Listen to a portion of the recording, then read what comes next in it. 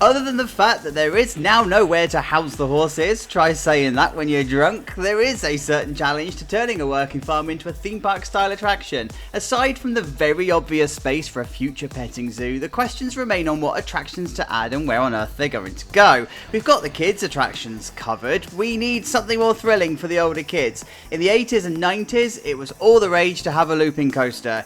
Corkscrew, twin looper, revolution, you get the idea. Now, we just need a place for us to add this majestic piece of shit. Hello you guys, welcome back to Planet Coaster 2 and welcome back to Farmington Fields. The series so good, even Merlin want to outsource it. And yes, we are building up a farm park into a family park that will eventually become an Alton Towers style park. And I said last week that the whole park didn't really have a story or a thread or a theme, but I can change that this week. I've done some thinking and I've come up with it. This is what we did last week. This was the entrance area, and we said at the very end of the episode, remember, I always said it, we said at the end of the episode that these would be like used or reused stables, and that's what I'm going for here. Farmington Fields is going to be a park that's set on a working farm that's slowly being diversified. It needs to be dated, but not set in that date. It needs to be themed, but cheap, and it needs to end up on the scale of Alton Towers that also explores the idea of sprawl. So with that in mind, this is the area we're working on. This is like the second year of operation for the park. This is one of the big investments that they are going to already make. But again, it's relatively cheap. We need to do some admin. We need to get rid of some trees. There we go. So we can actually see what we are doing. And I've gone for a fairly compact, but also, actually, do you know what? I'm going to raise this up so you can see it. I've gone for a fairly compact and cheap, but not a travelling version of a roller coaster. So this is very much based on an old model of a coaster that I used in Planet Coaster 1 called Bolt. It's not the same layout, but it's very similar. So we go into a lift hill set to 30 degrees, and then it comes around into a turn, into a really shallow 45-degree drop, into a loop, because of course, there's always always a loop. And then it just goes into a whole minefield of spirals and twists and turns, right? So there's one there, and then it comes round this way, round underneath, into like a like an airtime hill, and then it spirals back round and back to the brake run. So a really simple affair. Like I say, I don't want this to be a travelling Pinfari version of a roller coaster. I do want this to be a permanent installation, but I also want this to be dated, and I want it to almost have been done in the 80s when this would have been classed as thrilling and top of the line. I also want it to be something that's not so detailed that we don't mind getting rid of it, but also something detailed enough that we could actually retheme it and keep it. Make sense? Good. Right, I'm going to go and make sense of all of this because there's a lot of stuff that I need to do. I'll be back in a moment. Alright, there's been a little bit of jiggery-pokery. I now kind of know what the area is actually going to look and feel like, and I'm ready to talk you through what that's going to be. So first off, we're going to need a path that's going to take us into the new area. So I'm going to need to get rid of a couple of trees because this feels like the natural point of that whole path. And I also want to make a feature of this road here. I don't want to get rid of the road. I want to put like gates and stuff in so that there's a feeling of the farm merging into the theme park. I'll make all of that make sense, I promise. So I think that the path that we're probably going to need is going to come somewhere like along here. This feels like the natural way of doing that. And then I do want it to open up into some kind of plaza area here, where we're then going to be able to bring the queue line of the coaster back round this way, and then possibly, and I don't know whether it's going to be cattle pens or whether it's going to be detailed, I don't know yet. I'll need to play that out, but I think it's then going to come back down here and then meet up with the plaza area there, right? So happy days. We've also got two supporting rides. So we've got the, what I know is the Tilt-A-Whirl, but it's the Hyperspin. Again, it would be a cheap addition that would be put in, kind of thrilling for the time, dated and relatively cheap to maintain. And then we've got the Frenzy Thrill, typical family style ride. There's a bit more thrilling, but we're not ready to put the big boy rides in yet. We're just still kind of like adding in some flat rides. Now, the first rule I set last week was about terrain. I'm going to break that rule almost immediately because I do actually want this area to be flat. I think this is probably an area that may have had some kind of architecture done to it, but this is a bit too small. We've got plenty of opportunities coming up to be able to play with terrain and change the terrain and make it a bit more hilly. So I do just want to completely butcher the land like so and make it flat. Now there's a couple of reasons for that. Partly because I want to have this area here that I'm clearing right now. Actually, I could just do that, couldn't I? I want this to be a plaza area, and I do also want there to be a building here that's going to be not Wild West themed, but it's going to be Wild West enthused. Is that the right word? Infused. So yeah, and I kind of want to play with shapes a little bit here, because I kind of want it to be a restaurant-y type building. It's going to be maybe this kind of size. Actually, I think this kind of size, it's probably going to end up being 2 restaurants. But this is actually, again, this is weird because you can't really get a sense of scale when you're up here. This is, I think, going to be a bit of a bigger building. Actually, no, I think I want it wider. So I want it there like that, and I want it here like that. I'm toying with this, and I have been all along. I might actually make it a double building like that. Anyway, so that's like what I'm thinking. I've got a design in mind and a style in mind, but as I said, for this to actually work, I needed to have a relatively flat area so that I can have a bit of a plaza area here. So that's what I'm thinking with this bit. Let me go and make all of this make sense, and I will see you in a minute. Alright, here we are, middle part of the episode. It's all kind of starting to make sense, and I'm actually quite like how this has turned out. I'm glad I flattened the area, actually. I did sort of feel a little bit guilty about pulling the area apart, just going, no, put a bulldozer through it. But actually, no, this feels far more right than I did. And the reason, by the way, is because this area to be quite hilly and so hilly, just, it doesn't feel natural. We need like rolling hills and long drawn out hills. I mean, the whole thing has some really awesome terrain. You can see that it's like got a bit of a raised bit here, and there is terrain to play with, but this was a bit too extreme. Anyway, I'm waffling about terrain. This is what we've got then. So, I've made a farm gate. There's the farm gate. How cool is that? I'll throw it on the workshop if I remember. It's only a simple gate, right?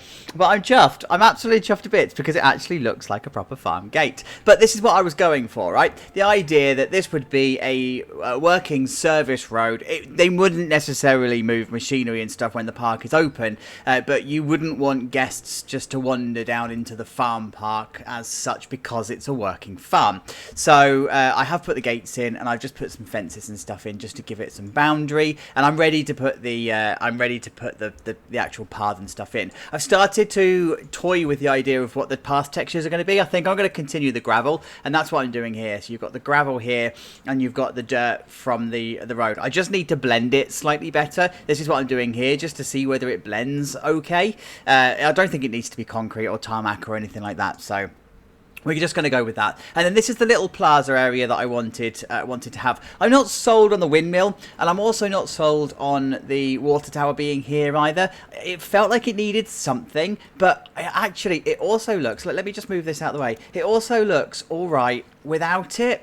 So I'm in two minds, right? So I'm going to play it through. I'm going to see what happens, and yeah, we'll go from there. So as it turns out, don't know if I said this in the first couple of updates, so I'm going to say it again just in case. Please forgive me. It turns out that Heidi Park has got the perfect inspiration coaster in Indie Blitz. So I've taken a lot of inspiration of the station from Indie Blitz. It's the whole idea of logs and beams and exposed beams and wooden roofs and that sort of stuff. It's very similar. It's not a carbon copy. I don't want it to be a carbon copy, but it's very, very similar. It felt like this definitely needed to be brick. We don't have, unfortunately, the rough concrete from Planet Coaster 1. I wish we did, because that would have been awesome. I think that was actually part of the original sci-fi set, so I'm surprised it didn't make a return, but I think it's because we've got concrete or plaster. Anyway, doesn't matter. It's brick anyway. So I've used grey brick here. And that actually works quite nicely. And then the station, of course, is wider because you've got the cattle pens and not cattle pens, wrong one. You've got the air gates and stuff. So it's slightly wider, but it's ultimately the same design. I don't know whether I need to put diagonal bracing on here. Indie Blitz doesn't, and it's about the same size. I don't want to just fall into the cliche of of doing it right, because that's what I do, and that then just becomes the same design that I've used pretty much loads and loads and loads of times before. So I don't know. Again, something else I'm going to play out, see how it all comes together in the end. These bits here, by the way, I'm going for raised queue line, and again, I'm taking inspiration from Indie Blitz. I'm going to actually use some of the rocks. Let me just grab a rock here. So to show you what I'm going to do, I'm just going to resize that. Right, so I don't know if you can see it because of the shadow. So Indie Blitz has got the queue line path and stuff, and then the rocks sort of like line it like this. It's kind of, that's the same rock. It's kind of what I'm going for in this kind of vibe. I think it's going to need some kind of either fencing or slightly higher rocks to act as a fence, but that's kind of what I'm going for in that arena. So I want to hide the brick where I can with some rocks and terrain, and then just put a couple of bits of foliage and stuff on there, and then call that done. The queue line then, I've decided to do cattle pen-ish kind of queue. So there's a cattle pen there, comes out this way into a cattle pen, and then come back this way into a smaller cattle pen, and then it leads its way around the outside and then back to the main plaza. And then of course it's got the staff path that leads down here. It will in the future need to have a fast pass queue added, so we've got plenty of space and plenty of scope to be able to do that. But it would need to have some kind of reconfiguration going on. But the ride area itself, I've moved the foliage and terrain that I haven't deleted down, so it's now at the correct ground level, and it's all done. So Alton Towers have these. It's not exclusive to Alton Towers, right? But Alton Towers is where I've got the inspiration from. Have all the rocks lining the edge of the path. I love it. I love how it does that. So this is what I'm doing here. Just starting to put the gravel texture down and pairing it up with some kind of grass texture, and then seeing how that looks from the ride here. So I didn't want the path to be right up against the perimeter fence. I actually wanted there to be this little bit of breathing space here where I can put some foliage and whatever in, or actually might even just keep it as grass. But yeah, that's what I'm doing. That's what I'm doing here. And then of course we've got these two rides. They've got their queues in now. It's going to be a cattle pen that's here and a cattle pen that's here. I do just need to take the curbs off. I've put the curbs in so I knew where to put the actual fences, but of course we're going to be able to remove the curbs and call that done. We've got this little central area here. It's going to be grass, possibly a couple of trees, but yeah, again, it's this idea of lining off the path with the rocks. And this is going to be a patio area, and then this is the main like building area. I wanted it to be a similar style to the entrance, hence the reason why it's similar shape and whatever. And of course, the windows are pretty much the same size, so I'm going to be able to copy across the windows. Let's just take one from here and put them and plop them straight into this build like this, right? So I always do this just to almost not cut corners as such, but sometimes it's about working smarter, not harder. So there you go. It's pre-done. It's pre-made. And then this is just me getting a feel for how I want the roof to be. So I want these two annexes to be almost like mirror images of each other, you know, where I put the roof there, and then it's going to have them either side. Now this bit in the middle, I wanted there to be like a pitched roof, but as you can see, it needs to be a 45-degree pitch. But if I continue it up here, it's far too tall. It's far too wide for that.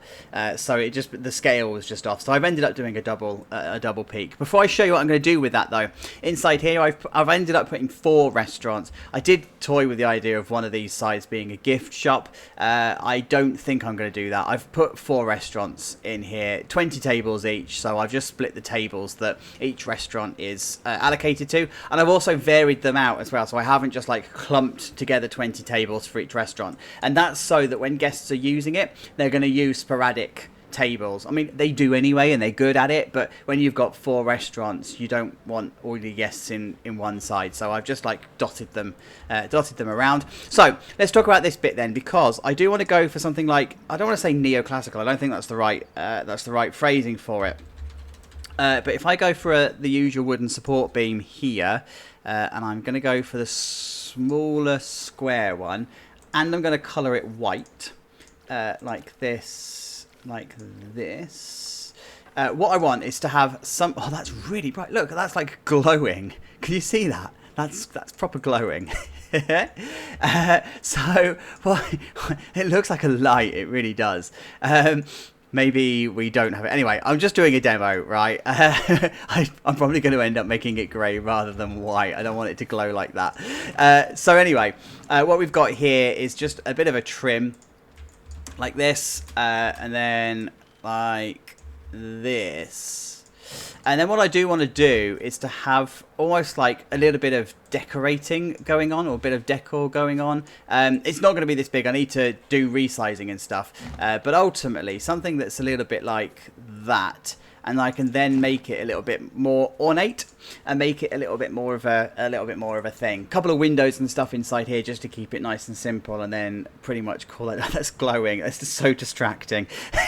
But anyway, that's the kind of vibe that I'm going for here. So that's the area as it's sitting right now. I'm going to go off and do all of that, and when we return, it's going to be done. See you in a minute.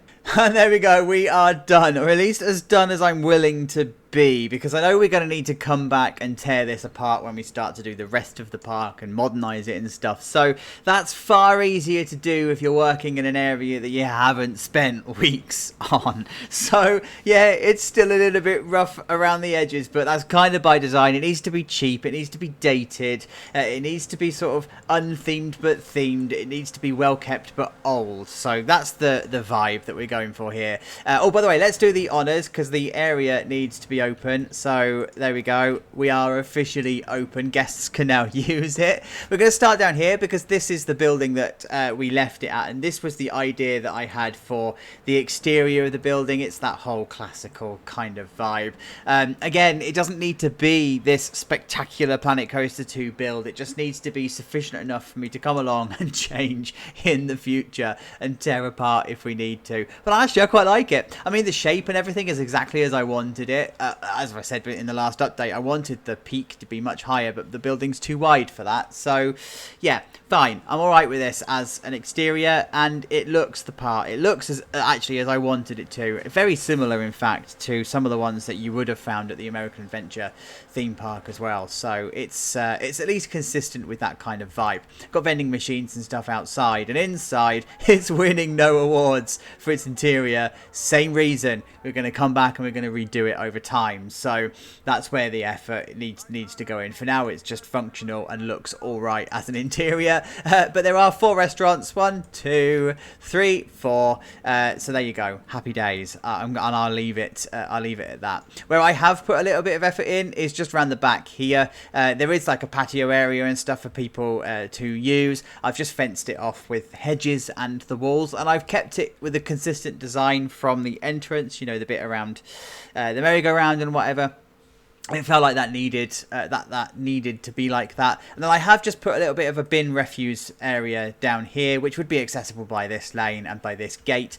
I didn't have anywhere to put that at the back end of this restaurant, right? Because it's all open patio, so there would be a space like this. And in fact, the restaurant I used to work at used to have a very similar setup like this, so I know that how this would actually work, and that it works absolutely fine. So yeah, we're good with that. So on to the coaster. This is exactly as I thought this area was going to be. I did decide to keep the water tower and the windmill. They actually do work in its location once everything else has been put into place. It kind of all makes sense, and it just gives the accent of Western. As I said, I didn't want to go full Wild West. I didn't want to go full theming or expensive or anything like that. It just needed to have some accents of Wild West around. Keep it as cheap as you can. Keep it dated. So that's what we've got. We've got all of the stones and stuff that are around, and then we've got the Wild West stuff. I have just put some of the forest clutter around the outside here just to give it a little bit of depth and a little bit of continuity again with what we had at the entrance area last week. And then, of course, the main queue line is here. Guests are now using it. Happy days. And they're coming around this way, and then they're coming back round this way. And then the station itself has just been finished off. It needed an actual roof. I've used the same fence panels I have always used. It's the resort fence, or the resort resort wood, or I don't know, whatever. Anyway, it's a fence, and you just use it as a roof instead, and it actually works perfectly fine. And then inside the station, I've just done a little bit of tidying up, put some lights and stuff in. They are all set to loop, so that it is actually light inside here. It's just the light doesn't throw very well, so it's all fine. But yeah, so this is all looking all right. And then likewise with the exit station, I've just done the similar piece of work just to bring it up to scratch. I actually decided to put these fences in rather than the other fence. So I was looking at pictures of some of the cheaper coasters, and sometimes they have this mix match of fences, and I kind of wanted to go for that vibe. You know, it makes absolute sense. You'd have this fence here, and then you would have this fence here. Maybe it's a bolt on, maybe it's a tack on, maybe it's just been put up for the sake of having something up. So that's what I'm going for there, and that's why the fences are different. And I'm vibing with it. I quite like it. And then the rocks down here, decided it didn't need any kind of fencing. I did try and use the in-game fences. They just didn't look right. Then I tried to use these fences, and they don't sit right with the curves and stuff you've got here because they're a fixed length. So I actually decided just to have the rocks instead, and I think it looks alright. And I quite like that it's tarmac as well. I mean, I think it would be concrete, but it would be like a tarmac-y type hill. So yeah, I didn't want it to continue the stone theme, you know, the gravel thing that we've got here. I don't think that would be right. I think it would be like a tarmac. So that's what I've done there, particularly as if I were to do it over here as well, I wouldn't have any way of doing the queue line. The queue line would have to be something like this, so it just wouldn't have made sense. Actually, that's a lie, because we've got invisible queue lines. I could have used terrain and done it this way. Shush. Anyway, this is what I was talking about with the foliage and stuff poking through the rocks. I think it looks alright. It's pretty decent as a scene. It looks like it's a little bit aged. Again, it would be well kept. It would be looked after. It's just old, and it's now starting to show its age. So that's kind of what we're going for. Then inside the ride area, I've actually put some more foliage and stuff in here, and I've just tatted it out a little bit, like some of the additional rocks and some of the additional hedges and stuff, just give it that slightly older, slightly aged feeling. And now that the queue line and stuff is in, it actually feels exactly like one of the rides from American Adventure would have been, and I like it. Like, yes, I'm here for it. I'm all right with it. And so, the other two rides, I haven't really done too much with these, to be fair. I left them as they were, like open field, nice fences, and changed the colours. And then that's about it. Like, I don't think there would be any more than this in real life. And I mean, they look alright from down here. They wouldn't necessarily be themed. This area wouldn't be themed. It's the coaster itself that's got the theme.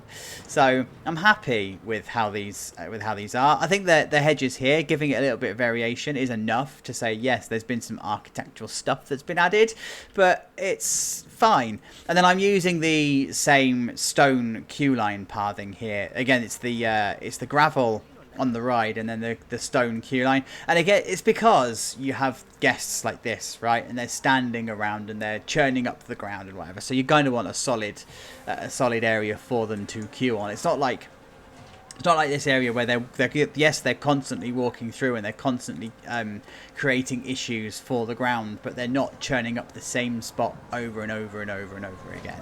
And they're also not loitering in a spot. So that's why you're okay with gravel here, but you're probably not okay here. And of course, it's going to come along and redo all this anyway. This will eventually become paving because the park will just be so busy. It needs the upgrade.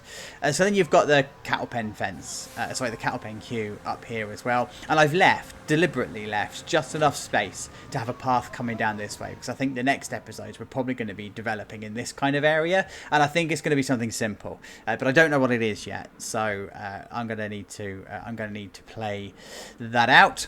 And then this is just the last bit to show you. It's the entrance area. This is exactly as I thought it was going to be, and it's exactly as I wanted it to be. This idea of the gravel path that comes through here. There's the farmyard fences, so you've got the access points here. I did just change up the terrain here, so you can now see that the gravel bleeds a little bit better. And then down here I have just put a big massive like entrance fence, so that is now actually a proper perimeter fence. Now I'm not using facilities in the game, but I have made sure that I've put in the electric facilities here, because this substation would be powering these coasters and probably this ride, in fact this entire area, so there would be a substation there. And that's actually something I don't really do that often. I think I should probably do it more. I don't think, well, it would be in here, right? So you don't necessarily need it to be on show for this part of the park. But yeah, there you go. So there you go, guys. That's how it's looking from the top. I love it. I quite like it, actually. Thank you, as always, for getting to the end of the episode. I really do appreciate it. Leave a like, comment, subscribe, do all the usual stuff. Next episode, I don't actually know what it's going to be. I'm going to sleep on it and see where the park takes me. So you and I will find out together. I'll see you next week. Have a good one. Take care. Bye-bye.